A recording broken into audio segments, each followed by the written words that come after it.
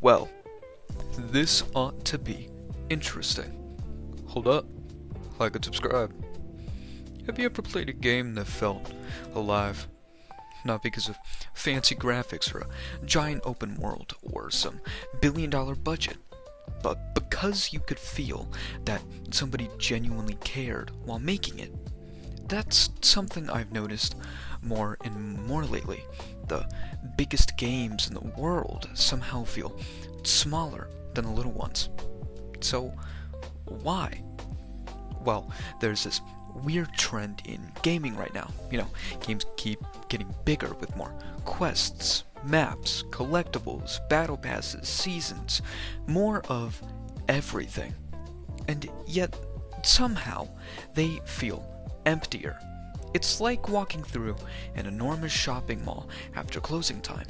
Everything is polished, everything works, but nothing really sticks or clicks with you. And then an indie game comes along. Maybe it's made by 5 people. Maybe it's made by 1 person. Nobody special, nobody big in the industry. And suddenly you realize that you're laughing at dialogue you weren't expecting. You notice tiny animations nobody asked for. The music changes because you walked to a little corner that somebody thought would be cool. And you start wondering, who thought of this? And I think, to me, that's exactly the point. Indie games wear their creators on their sleeves. You can see the fingerprints, every strange mechanic, every odd character, every unnecessary detail. Someone made that decision, not because market research said it would increase player retention or that it would make people come to the game more often. Not because of an executive that demanded another feature, but because they thought it would be fun. Take a look at some of the most beloved indie games. None of them became famous because they were trying to become the next blockbuster. They became famous because they had personality. Some were weird, emotional. Some barely made sense, but they all had something incredibly difficult to manufacture. Identity.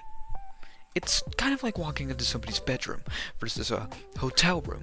A hotel room might be cleaner, bigger, more expensive, but every hotel feels identical. And every hotel room, vice versa, feels the same. A bedroom tells you who lives there. There's posters on the walls, books on the shelves. Maybe they're all from different brands, shows, television, movies. It has history. And indie games are like that. They're messy in all the right ways. Now, obviously, not every AAA game is soulless. There are credible developers working on massive projects that pour everything into what they make. And not every indie game is, a masterpiece either. For every amazing indie title, there are hundreds that you've never heard of. And the difference isn't really the budget, it's freedom.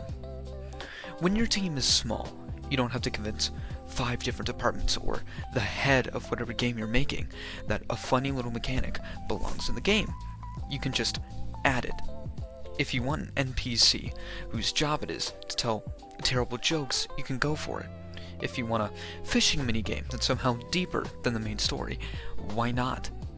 Those little moments are often why people, remember these games so many years later. And ironically, limitations can make games better. Less is more. If you can't compete with graphics, you focus on art direction.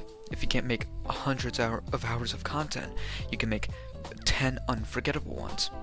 If you can't afford voice actors, you can write dialogue that people actually want to read. Constraints force creativity, and maybe that's why indie games feel alive. They're not trying to appeal to everyone. They're trying to say something. Sometimes it's funny, sometimes it's heartbreaking, sometimes it's completely ridiculous. But it always feels like someone is speaking directly to you through the game. I don't think players are just looking for bigger worlds anymore. I think they're looking for worlds that have something to say. Games where every corner exists because somebody wanted it to, not because an algorithm decided that players spend 12% longer exploring caves. That's the magic. It's not perfection, and personally, maybe to me, it's the personality that makes the indie games feel alive. But hey, stay focused, keep reading, and thank you for watching.